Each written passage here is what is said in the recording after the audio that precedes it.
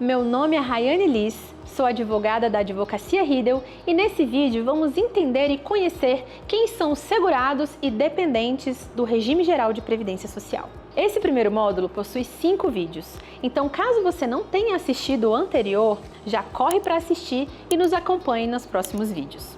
Vamos lá? Nessa segunda aula, vamos entender a diferença e a existência, quais são as categorias de segurados e dependentes do Regime Geral de Previdência Social. Na última aula, vimos que a Previdência Social se divide em 2 regimes públicos, regime geral e regime próprio. Então, dentro do regime geral de Previdência Social, que é aquele das pessoas que contribuem para o INSS, nós vamos ter a figura de segurados e dependentes. Quem são e quais são as condições a serem observadas para enquadramento em cada um deles? Os segurados são os próprios indivíduos que contribuem para o sistema de seguridade social. Os segurados são os próprios indivíduos que contribuem para o INSS. E eles vão ser, a primeira categoria que todos já conhecem é a categoria do empregado.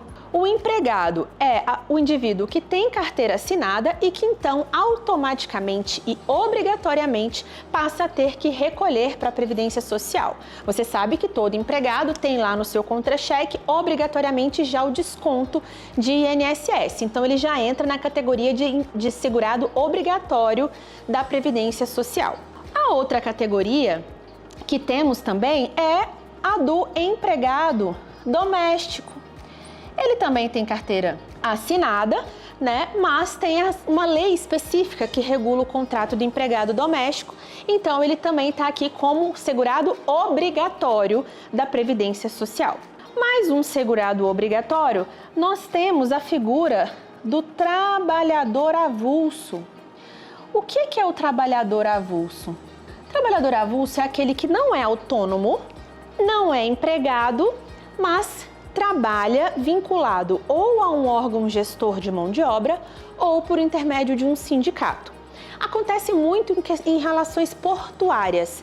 Então, nós temos ali um grupo de empregados que são chamados a ter uma relação contratual com o empregador, mas ele não tem efetivamente um contrato de trabalho. Ele é o chamado trabalhador avulso. Ele exerce a atividade por intermédio ou do órgão gestor de mão de obra ou do sindicato.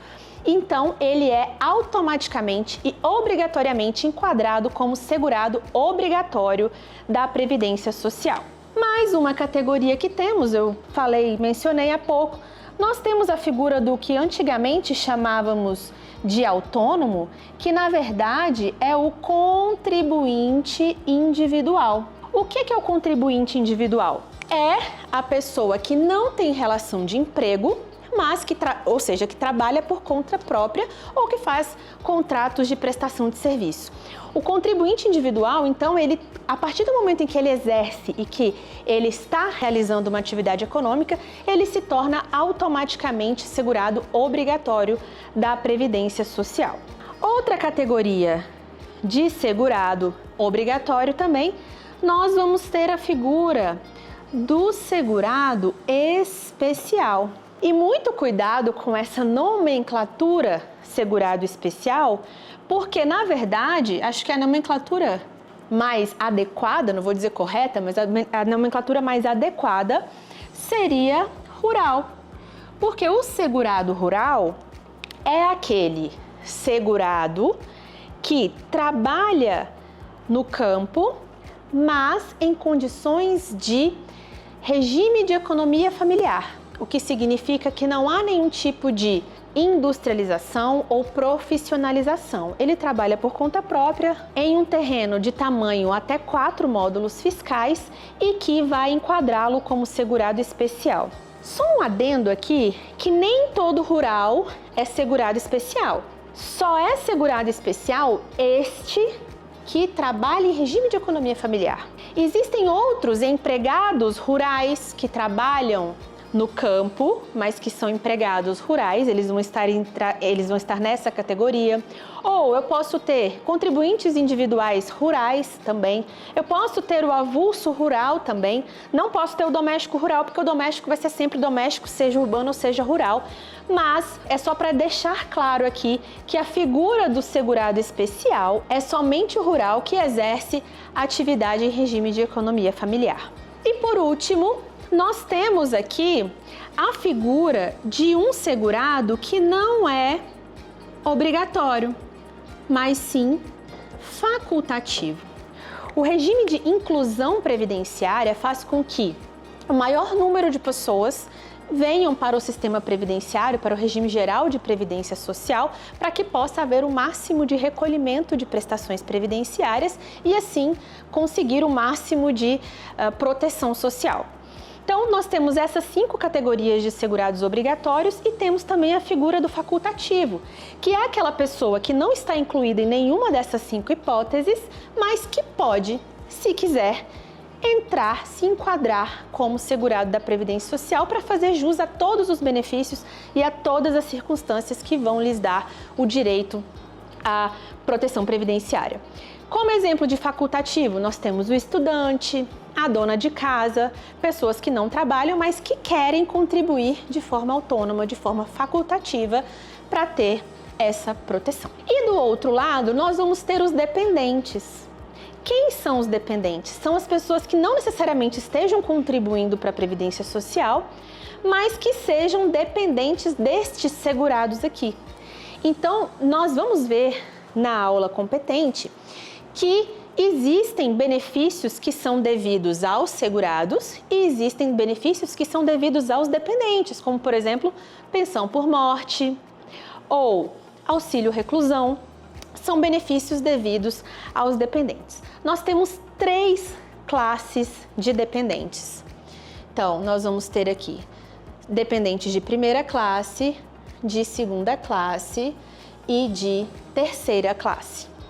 Na primeira classe, nós vamos ter cônjuge ou companheiro ou companheira, né? Aí de ambos os gêneros.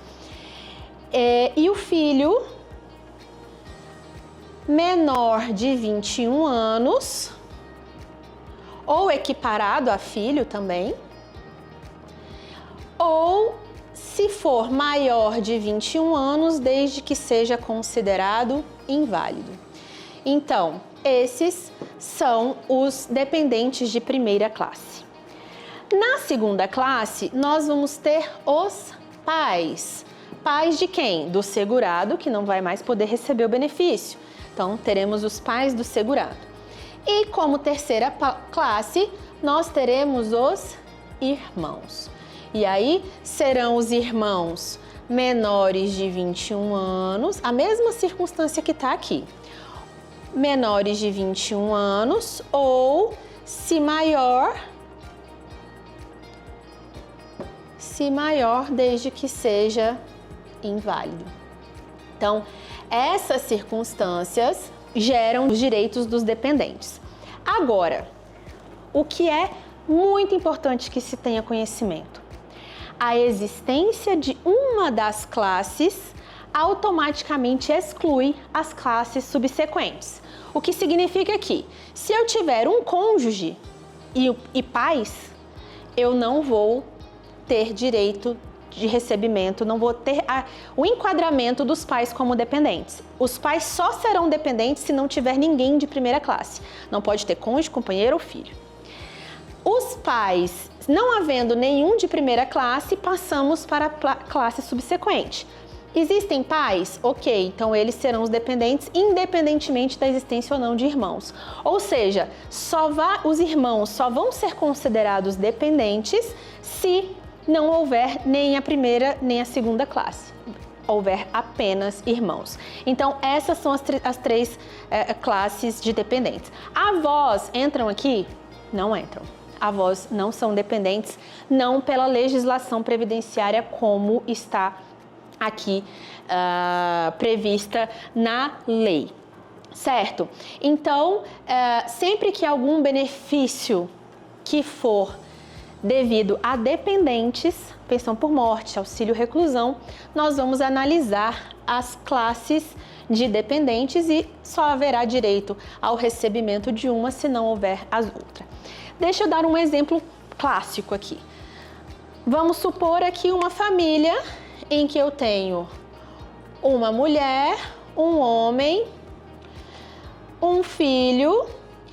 Esse homem aqui tem um irmão e tem os pais vivos. Esse irmão aqui, vamos supor, tem 20 anos de idade, essa criança tem 1 ano de idade.